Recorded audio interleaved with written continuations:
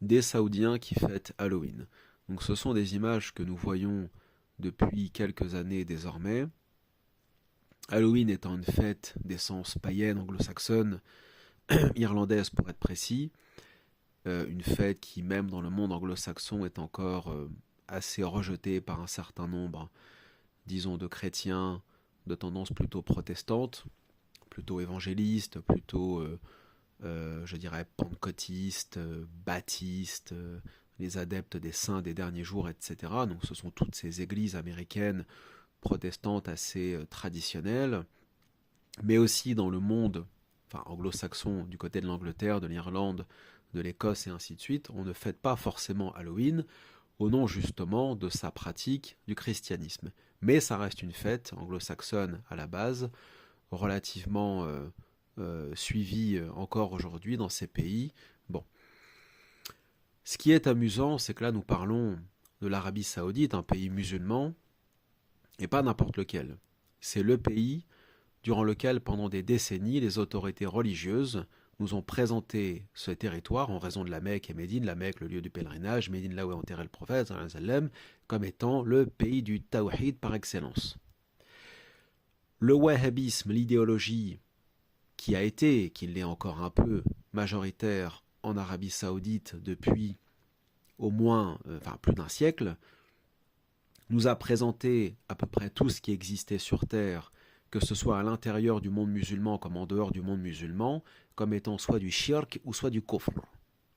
Quoi que fassent les musulmans, tant qu'ils ne sont pas wahhabites, madkhalistes, binbazistes, uthayministes, albanistes, muqbilistes, etc., comme ci, comme ça, ils sont des kuffars et des mushrikin.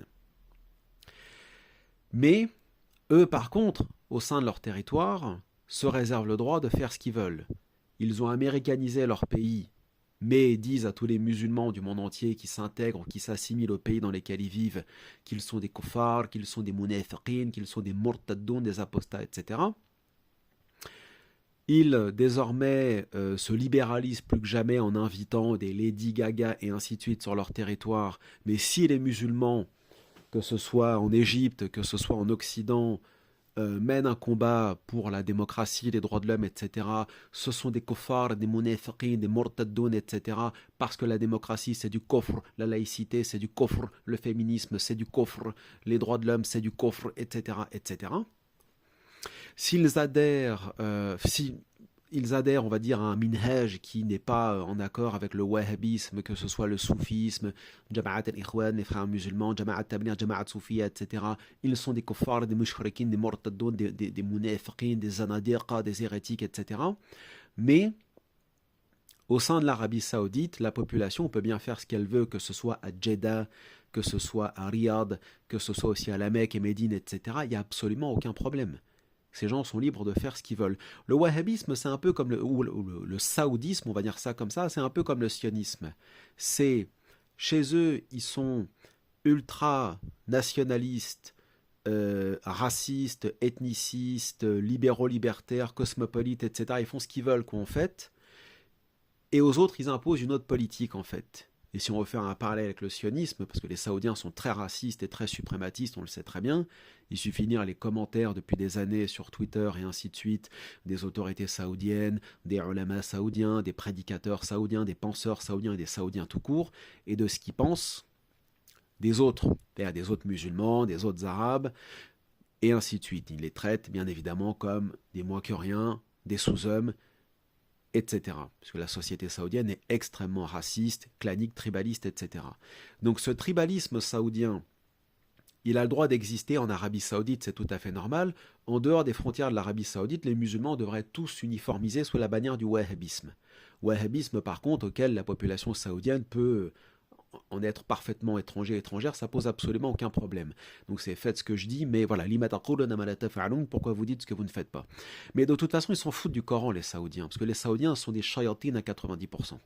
Et on le voit tous les jours. Je veux dire, à part le champagne, l'alcool, les prostituées, les bars à chicha, et donner de l'argent et du renseignement au Mossad, au Shin Bet et ainsi de suite pour conspirer contre les musulmans en Palestine et partout sur Terre, ils servent à quoi les Saoudiens en fait? Ils servent à rien.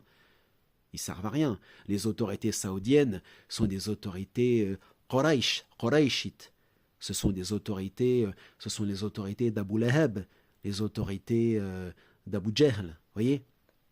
Ce sont les autorités, en vérité, qui sont à l'inverse du message coranique, à l'inverse de la mission du prophète, sallallahu alayhi wa sallam, des prophètes et des messagers, alayhim salam.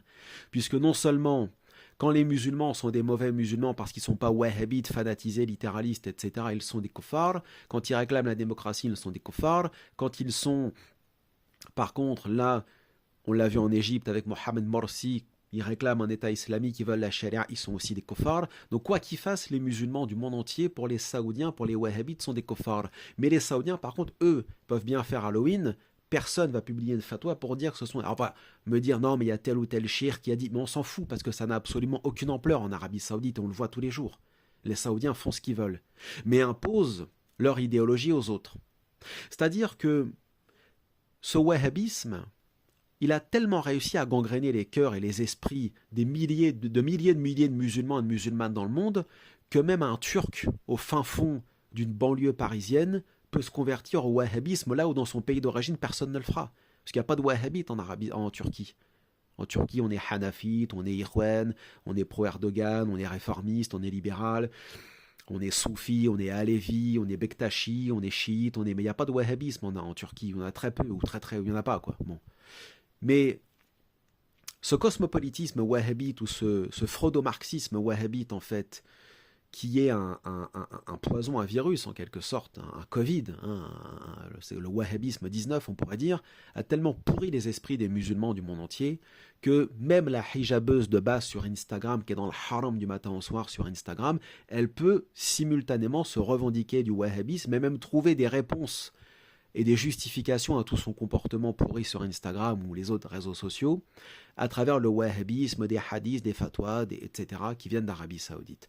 Donc, le wahhabisme, comme on l'a déjà dit, est une maladie mentale.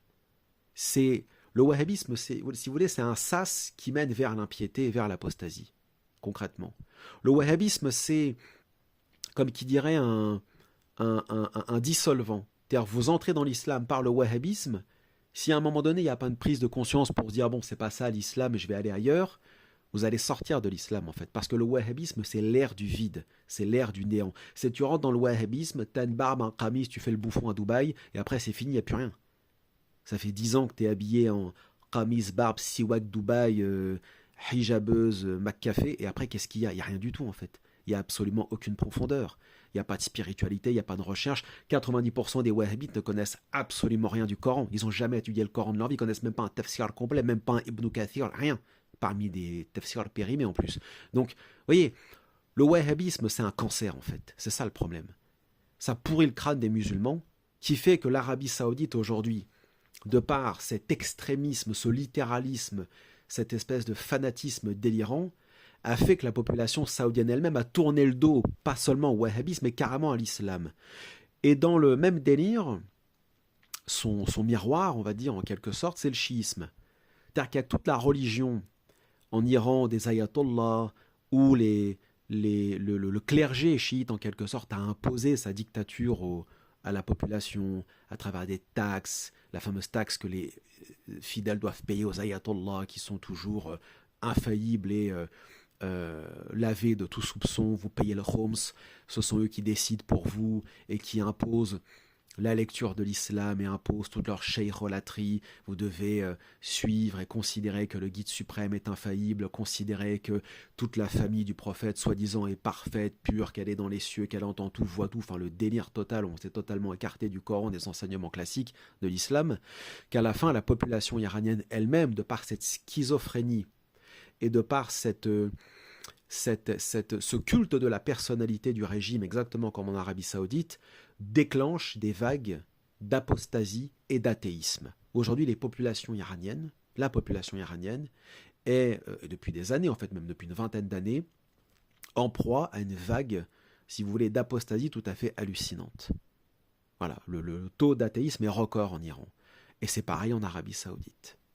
Donc, toi, tu es un kafir parce que tu fais maulid, ou toi, tu es un kafir parce que tu fais maulid, on va dire, mais eux ont le droit de faire Halloween et de faire une semaine entière dédiée à la gloire de Mohammed ibn Abdel Wahhab, le fondateur du wahhabisme. Ça, c'est pas du shirk ou une bid'a.